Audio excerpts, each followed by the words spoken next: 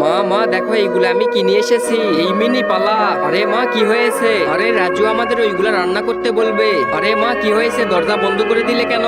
আমরা ওইগুলো রান্না করতে পারবো না। আরে মা তোমরা রান্না করবে না তো কে করবে? আমি এখানেই রেখে দিলাম, তোমরা এইগুলো রান্না করো। আরে তুই এইগুলো দরজার সামনে রাখলি কেন?